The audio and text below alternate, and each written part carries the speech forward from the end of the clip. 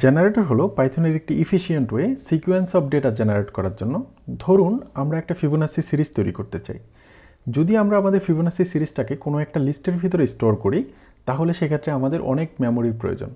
কিন্তু যদি আমরা জেনারেটর ইউজ করি তাহলে জেনারেটর সকল ভ্যালুকে একসাথে মেমোরিতে স্টোর না করে বরঞ্চ যখন আমাদের যে ভ্যালুটা দরকার সেই ভ্যালুটাকে সে স্টোর করবে এবং আমাদের কাছে প্রডিউস করবে। চলুন একটি এক্সাম্পল দেখা যাক। আমরা একটা ফাংশন তৈরি করেছি, নাম দিয়েছি ফিবোনাচি।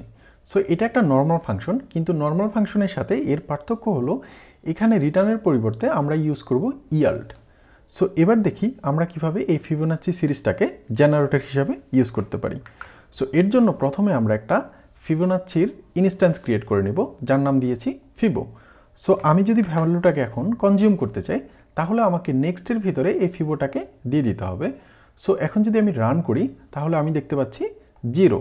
সো এখন যদি আমার পরবর্তী ভ্যালুগুলো দরকার হয়, যেমন আমি আরও 4টা ভ্যালু নিতে যাচ্ছি, তাহলে আমি এখন যদি রান করি আমরা সেই 0 থেকে 3 পর্যন্ত ফিবোনাচি সিরিজের নাম্বারটা পেয়ে গেছি।